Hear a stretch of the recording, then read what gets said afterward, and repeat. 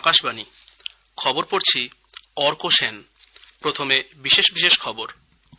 ভারত ও ব্রিটেনের মধ্যে স্বাক্ষরিত সার্বিক অর্থনৈতিক ও বাণিজ্য চুক্তি সেটা আজ থেকে কার্যকর হচ্ছে। ভারত মালদ্বীপ মুক্ত বাণিজ্য চুক্তি আলোচনার প্রথম পর্ব সফলভাবে সম্পন্ন। হায়দ্রাবাদে আজ শুরু হচ্ছে ব্রিক্স গোষ্ঠীভুক্ত দেশগুলির শ্রম ও কর্মসংস্থান মন্ত্রীদের দ্বাদশ বৈঠক।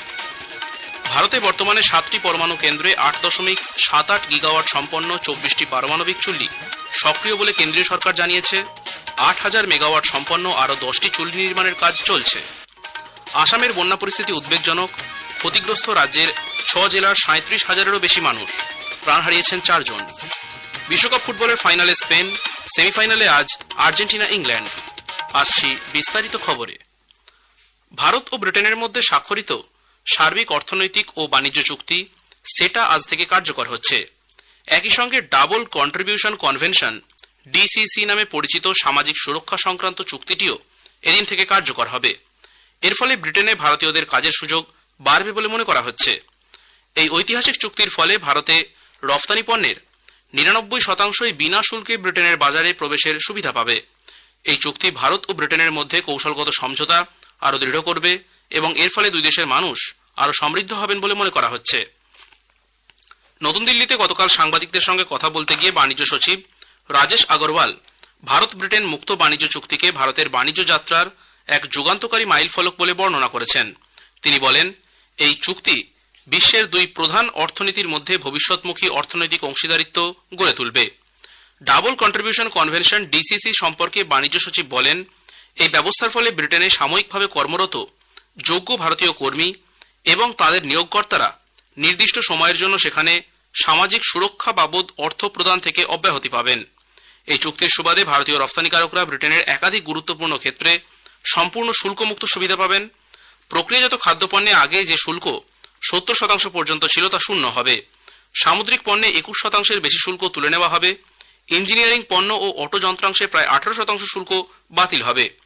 এর ফলে ব্রিটেনের বাজারে ভারতীয় পণ্যের প্রতিযোগিতামূলক সক্ষমতা উল্লেখযোগ্যভাবে বাড়বে এবং কৃষক, মৎস্যজীবী, ক্ষুদ্র ও মাঝারি শিল্প এবং উৎপাদকদের সঙ্গে নতুন সুযোগ তৈরি হবে। এই উপলক্ষে আজ কলকাতার নেতাজি সুভাষচন্দ্র বোস আন্তর্জাতিক বিমানবন্দরে এক অনুষ্ঠানের আয়োজন করা হয়েছে। Directorate general of foreign trade, gem and jewellery export promotion council, customs কর্তৃপক্ষ, ভারতের বিমানবন্দর প্রাধিকরণ এবং এই কাজের সঙ্গে সংশ্লিষ্ট অন্যান্য বেশ কয়েকটি প্রতিষ্ঠানের সঙ্গে মিলিতভাবে কলকাতা থেকে ব্রিটেনের অভিমুখে পণ্য পাঠানোর কাজ আনুষ্ঠানিকভাবে শুরু হবে। দ্বিপাক্ষিক বাণিজ্য ও বিনিয়োগ সম্পর্ক সম্প্রসারণের লক্ষ্যে একটি গুরুত্বপূর্ণ পদক্ষেপ হিসেবে ভারত মালদ্বীপ মুক্ত বাণিজ্য চুক্তি আলোচনার প্রথম পর্ব সফলভাবে সম্পন্ন হয়েছে। গত সপ্তাহে ভার্চুয়াল মাধ্যমে এই আলোচনা অনুষ্ঠিত হয়। কেন্দ্রীয় বাণিজ্য ও শিল্প মন্ত্রক জানিয়েছে, আলোচনার বিভিন্ন ক্ষেত্রে উভয় পক্ষই উল্লেখযোগ্যভাবে এগিয়েছে এবং বেশ কিছু বিষয়ে ঐক্যমতে পৌঁছেছে। ভারত মালদ্বীপের দ্বিতীয় বৃহত্তম বাণিজ্যিক অংশীদার। ব্রিক্স গোষ্ঠীভুক্ত দেশগুলির শ্রম ও কর্মসংস্থান মন্ত্রীদের দ্বাদশ বৈঠক আজ হায়দ্রাবাদে শুরু হচ্ছে। ভারতের সভাপতিত্বে আয়োজিত এই বৈঠকে স্থিতিস্থাপকতা, উদ্ভাবন, সহযোগিতা ও স্থিতিশীল উন্নয়ন এই বিষয়গুলিকে সামনে রেখে দুদিনের এই বৈঠকে ব্রিক্স সদস্য দেশগুলির শ্রম ও কর্মসংস্থান বিষয়ক মন্ত্রী এবং ঊর্ধ্বতন আধিকারিকরা অংশ নেবেন। কেন্দ্রীয় শ্রম ও কর্মসংস্থান মন্ত্রী ডক্টর মনসুখ মান্ডভিয়া বৈঠকে সভাপতিত্ব করবেন। মন্ত্রীরা 4টি বিষয়ের উপর আলোচনা করবেন, যার মধ্যে রয়েছে সামাজিক সুরক্ষা ব্যবস্থা জোরদার করা, শ্রমবাজারকে আনুষ্ঠানিক কাঠামোর আওতায় আনা এবং কর্মক্ষেত্রে মহিলাদের অংশগ্রহণ ও অন্তর্ভুক্তি বৃদ্ধি করা। এছাড়া এমপ্লয়মেন্ট ওয়ার্কিং গ্রুপ বা কর্মসংস্থান বিষয়ক কার্যগোষ্ঠীর প্রস্তুত করা একটি খসড়া ঘোষণাপত্র এই বৈঠকে পর্যালোচনা ও গৃহীত হবে। ভারতে বর্তমানে 7টি পরমাণু কেন্দ্রে 8.78 গিগাওয়াট সম্পন্ন 24টি পারমাণবিক চুল্লি সক্রিয় রয়েছে বলে কেন্দ্রীয় সরকার জানিয়েছে। 8000 মেগাওয়াট ক্ষমতা সম্পন্ন আরও 10টি চুল্লি নির্মাণের কাজ চলছে। এই চুল্লিগুলি হল pressurized heavy water reactor, boiling water reactor ও লাইট ওয়াটার রিঅ্যাক্টর। মেলবোর্নে গত সপ্তাহে ভারত অস্ট্রেলিয়া অসামরিক পারমাণবিক সহযোগিতা চুক্তি নিয়ে একটি গুরুত্বপূর্ণ বৈঠক অনুষ্ঠিত হয়। সেই সূত্রেই এই তথ্য উঠে এসেছে। এই চুক্তি বাস্তবায়িত হলে ভারত অস্ট্রেলিয়া থেকে দীর্ঘকালীন ভিত্তিতে ইউরেনিয়াম আমদানি করতে পারবে। ফলে দেশের পারমাণবিক চুল্লিগুলিতে ইউরেনিয়ামের সরবরাহ সুনিশ্চিত হবে। জ্বালানি নিরাপত্তা ও পরিবেশ বান্ধব অর্থনীতির লক্ষ্যে ভারত পারমাণবিক বিদ্যুৎ কর্মসূচি চালিয়ে নিয়ে যাচ্ছে বলে সরকার জানিয়েছে। স্পেন সফর শেষে গতকাল বেলজিয়ামের রাজধানী ব্রাসেলস পৌঁছেছেন কেন্দ্রীয় বাণিজ্য ও শিল্পমন্ত্রী পীযূষ গোয়েল। ইউরোপের দেশগুলির সঙ্গে ভারতের অর্থনৈতিক অংশীদারিত্ব জোরদার করার লক্ষ্যে তিনি একটি উচ্চ পর্যায়ের ভারতীয় বাণিজ্যিক প্রতিনিধি দলের নেতৃত্ব দিচ্ছেন। এই সফরের মূল কেন্দ্রবিন্দুতে রয়েছে বাণিজ্য, বিনিয়োগ, প্রযুক্তি, উদ্ভাবন এবং স্থিতিশীল উন্নয়ন। শ্রী গোয়েল বেলজিয়ামের উপপ্রধানমন্ত্রী তথা কর্মসংস্থান, অর্থনীতি ও কৃষিমন্ত্রী ডেভিড ক্লারিনভালের সঙ্গে সাক্ষাৎ করেন।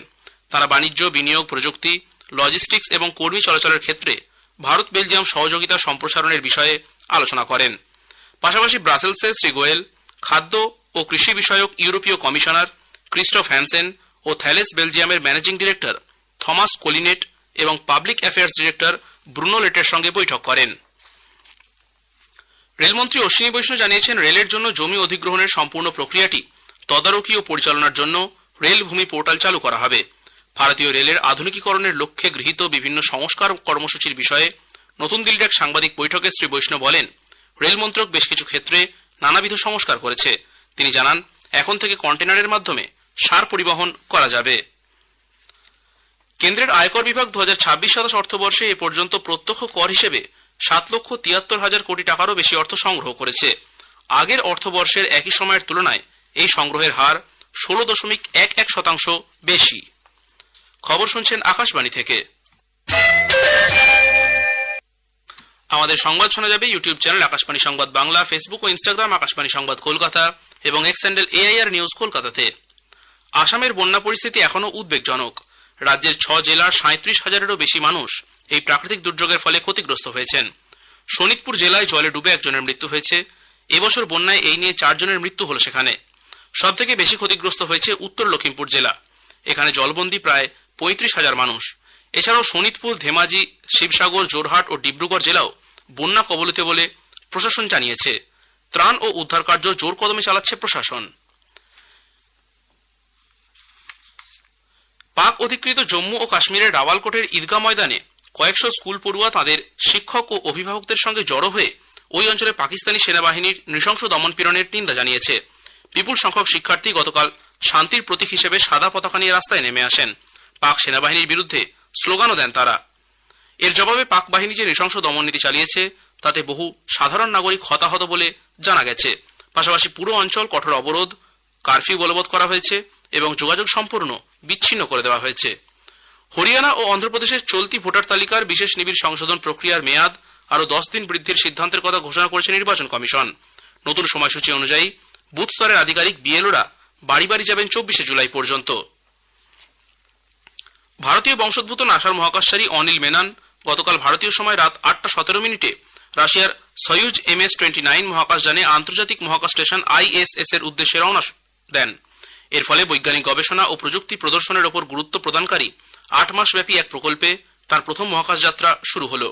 নাসা জানিয়েছে, নবনিযুক্ত এই মহাকাশচারী দল কক্ষপথে অবস্থিত এই গবেষণাগারে প্রায় 8 মাস থাকবে এবং এরপর 2027 সালের এপ্রিলে পৃথিবীতে ফিরে আসবে।